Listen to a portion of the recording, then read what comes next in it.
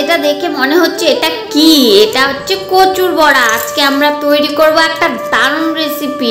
ডাল দিয়েই বানানো অসাধারণ একটা রেসিপি তৈরি করব। সেটা হচ্ছে ডালের বড়া, কিন্তু সেটা হচ্ছে কচু দিয়ে।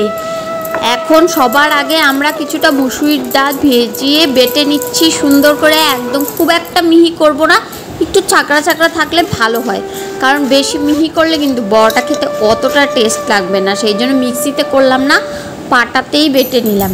তো এখন নিয়ে নিচ্ছি কচুর এই যে গোড়াটা। তোমরা তো অনেকে এই কচুর গোড়াটাকে ফেলে দাও, কিন্তু এটা কিন্তু একটা দুর্দান্ত রেসিপি তৈরি করা যায়। এটা দিয়ে দারুণ একটা বড়া তৈরি করা যায়, কিন্তু সেটা কিন্তু সবাই পারবে না, কারণ এটা কাটার মধ্যে অনেক ক্যাপাসিটি আছে। এটা কাটতে গিয়ে দেখো কীরকম ঝুড়ি ঝুড়ি করে আগে এক সাইড কেটে নিলাম, তারপরে দ্বিতীয় সাইডটাও আমরা অন্যভাবে ঝুড়ি ঝুড়ি করে উল্টো সাইডে কেটে নিলাম, যাতে করে দেখো কি সুন্দর একটা ডিজাইন হয়ে গেছে। আর ভেতরটা দেখো চেরা চেরা, এর ভেতরে যে ডালটা ঢুকে যাবে।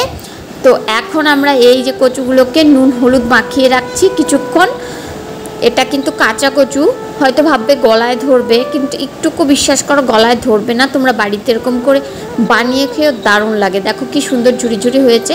তো এখন এই যে আমরা ডালটা বেটে নিলাম, সেটার মধ্যে কিছুটা পেঁয়াজ, কাঁচা লঙ্কা আর নুন দিয়ে সুন্দর করে মেখে নিচ্ছি, নুন হলুদ।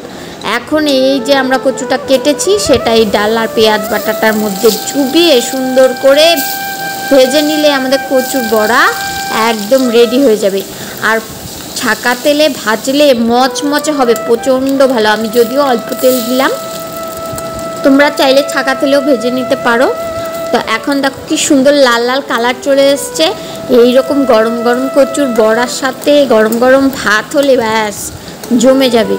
তো এই রেসিপিটা তোমাদের কেমন লাগলো? যদি ভালো লাগে তবে অবশ্যই আমার পেজটাকে ফলো করবে, আর যারা ইউটিউবে দেখছো তারা নতুন সাবস্ক্রাইবার হলে সাবস্ক্রাইব করবে। তো থ্যাংক ইউ সো মাচ। দেখো কি সুন্দর হয়েছে আমাদের বড়াগুলো, দেখো একদম কুরকুরে মুচমুচে হয়েছিল খেতে। যদি তোমাদের সামনে পেতাম দু একজনকে খাইয়েও দিতাম। তো চলো, এরকমই নতুন নতুন রেসিপি দেখতে হলে আমার চ্যানেলটাকে সাবস্ক্রাইব করে রাখবে। তো এই যে গরম ভাতের সাথে দু চারটে বড়া সার্ভ করে দিয়েছি, সাথে পেঁয়াজ টমেটো। কেমন লাগলো ভিডিওটা অবশ্যই লাইক করবে, শেয়ার করবে, কমেন্ট করবে, subscribe to my channel. By.